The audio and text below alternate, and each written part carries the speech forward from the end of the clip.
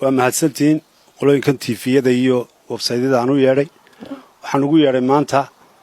waxaa jirtay oo waayadan baa ka warhayseen in xoolihii noolaa ee aynu diri jirnay aynu sacuudiga u diri jirnay weliba mooshinkan xajka oo aan mooshinka keliya inoogu qaalisan ee aynu xoolaheenna dirno inta kalena ay naga xidheenba in isaga laftiisii carqalad la geliyey carqaladaasna ay gaadhay meel iminka markabkii ugu horreeyey ee 20 kun ahaa waxaa maqasheen dhowr jeer oo kala jaada mar la leeyahay waa la sii daayey haddana lama sii deyn haddana waa la fasaxay lama fasaxin waxaasay jiraan ilaa iminka warar badan oo xogo badan markaanu qaadnay ilaa iminkada ay saacadda aynu joogno haddaan saacada ka hor la sii deyn weli sidiisii buu u saarayay xoolihii kulayldhaaf weeye meeshu dhimashay bilaabeen waxay bilaabeen haddii labankiis leeyahay inay waxba cuni waayaan waa loo saaraa wixii calaf ahaana waa loo saaraa markabka biyana waa la siiyaa laakiin kuma filna ee waa xoolo xidhan waana xoolo daltabiya ku dhacayso oo aan xeebta intaa leeg kuleelka intaa leeg aan u adkaysan karayn maadaama ay dhimasho bilaabeen waxaad mooddaa in lagu hirdamayo oo ay ku hirdamayso Soomaaliya iyo Somaliland iyo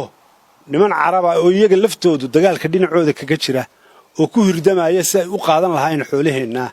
oo ay kooto uga haysan lahaayeen waa maqasheen warqada jira maxaa hayday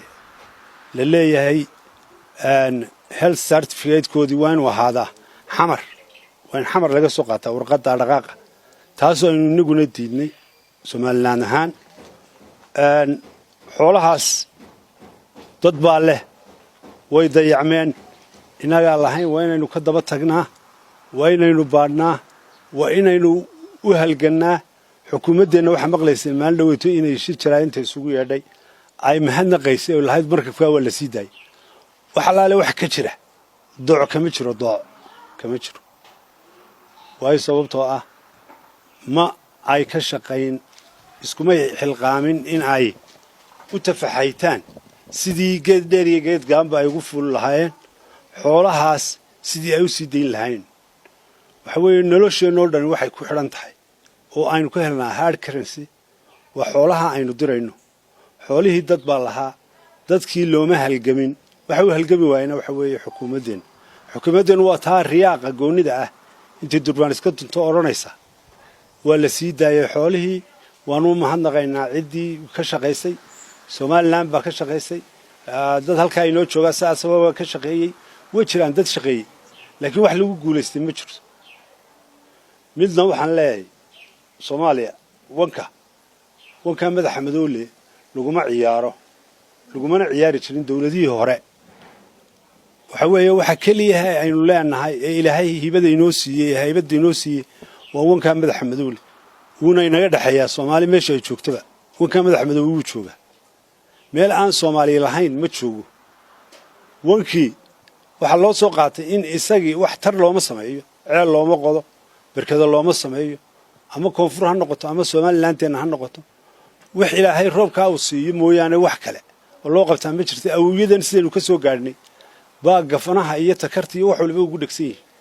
lagama shaqeeyo wax horumar ah oo loo sameeyay ma jirto halkii awooyadan joogi jiray buu neefku weli jooga dayac buu inagu qabaa dhibaato inagu qabaa uma halganno waxba uma sameeyno reerihii xoolaha haysan jiro dhan imika way waxay fariisteen tuulooyinka bacab meeran ba ku aragteen tuulooyinka oo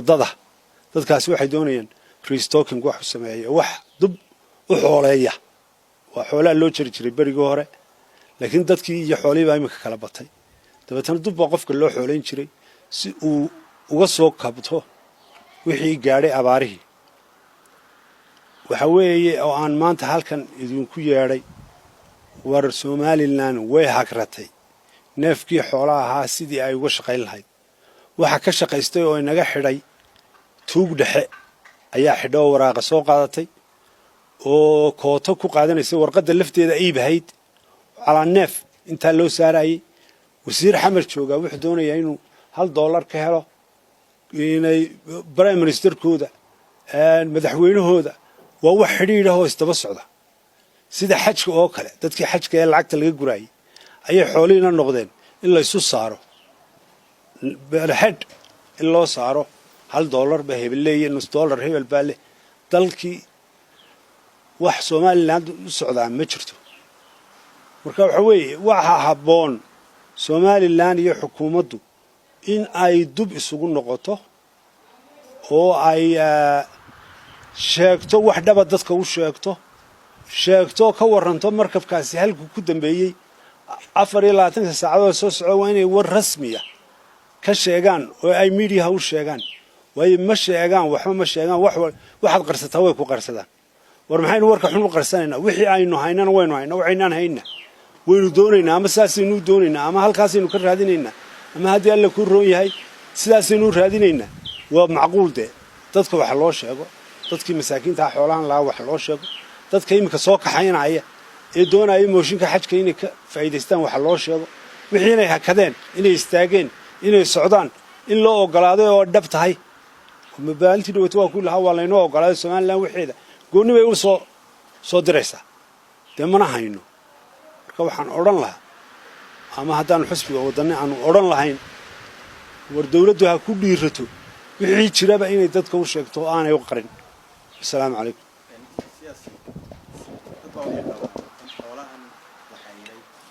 xayiraadooda iska kaasheen dad ganacsata oo cunaqabateyn doonay ganacsatada yar inay xidhaan iyo dowladda Soomaaliya sidii kuma qabtaan waanu qabnaayo waan idin horreysiyay waxa weeye niman ganacsada ah oo Caraba ayaa xooleenii ku dagaalamaysa waxa ku dagaalamaya niman ganacsada oo Somaliland ba kula jira oo doonaya Somalilandnimadii inta dhameeyay baabiyaan inay shilin ka qaataan dawladnimadana ay burburiyaan haddaba waxa weeye kuwaas xukuumaddu intay indhow yeelato iyo dhago inay qabqabato oo ay xidho weeye ciddii ku shuqul leh ee ummadda waxeeda ridaysa ee baabiinaysa waa in laga qabtaa haddii laga qaban waayo dee markaa dawlad ma jirto xogayo waxa jirta arintan xoolaha waxa la sheegaa in laf dhabarta dhaqaalaha Somaliland uu yahay haddii sidan ay ku sii socoto saameyn intee leeg ayaa ku dhici karta dhaqaalihii Somaliland waxa weeye dhaqaalaheenu wuxuu ku jiraa neefka xoolaha ku jira wankeena ihraaman ee madaxa madowle marka labada gol la qaato ee xaramka la maraayo qofku uu madax madowyi intiisa kana waa ihraamanta waa caddahay dadka u eeg xitaa neefkan waa neef idman oo ilaahay xaggiisa ka yimid marka haddii isagii sidaa lagu sameeyo waxa weeye oo layna baabiyo dee dhaqaalaheennii baa la baabiinayaa loomana adkaysan karo waxa keliya aynu export samaynaa ee aynu dirnaynu dadka iibina waa wankaa madaxa madowle marka kaasa inaga petrol inoo ah haddii kiina la isugu tago oo tuubi isugu tagto Carabi iyo Soomaali ba leh Somaliland ba leh waxa weeye inaynu ka dagaalano nin yar iyo nin weyn inkastoo dalka Sacuudiga uu yahay dalka ugu badan ee qaata xoolaha ama xoolaha Somaliland ma ku muuqataa in suuqyo kale loo baadi doono ama Iran ama meel kale noqoto si waxa ila haboon Iran cunaqabateyn baa saaran waa beel maalin dhaweed bil maqlay qaar dawladda oo la macaahiday Iran baan u doonaynaa markadka doonaynaa Iran waxba looma gelin karo shidaalka ka soo baxay baa la qabsaday adarkiisa marka Iran kuma xisaabtami karo laakiin waxa weeye markadna ma raadinayso dawladda maanta joogta iyada isku maqan wax kale ay ku maqan tahay Soomaaliya waxbay ka sheekaysaa oo aanay ku xiiqi jirin dawladihii hore waxaaga inaad qabsatid baa ka haboon intaad ku xiiqi lahayd Soomaaliya san samaysay Soomaaliya san yeeshay hadda ma garato marka waxa weeye Soomaaliya iyadayna deydii jirtay laakiin imika inaga daba ordayna Soomaaliya intay ka baxdo inaynu danaheennii qabsano Somalilandteennii doonno wada hadalka iska xidhno haddii uu xun yahay wada hadal ma aha inaynu dabranaan waxa ila haboon Iran cunaqabateyn baa saaran waa beel maalin dhaweed bil maqlay qaar dawladda oo la macaahiday Iran baan u doonaynaa markadka doonaynaa Iran waxba looma gelin karo shidaalka ka soo baxay baa la qabsaday adarkiisa marka Iran kuma xisaabtami karo laakiin waxa weeye markadna ma raadinayso dawladda maanta joogta iyada isku maqan wax kale ay ku maqan tahay Soomaaliya waxbay ka sheekaysaa oo aanay ku xiiqi jirin dawladihii hore waxaaga inaad qabsatid baa ka haboon intaad ku xiiqi lahayd Soomaaliya san samaysay Soomaaliya san yeeshay hadda ma garato marka waxa weeye Soomaaliya iyadayna deydii jirtay laakiin imika inaga daba ordayna Soomaaliya intay ka baxdo inaynu danaheennii qabsanno somalilanteennii doonno wada hadalka iska xidhno haddii uu xun yahay wada hadal ma aha inaynu u dabranaano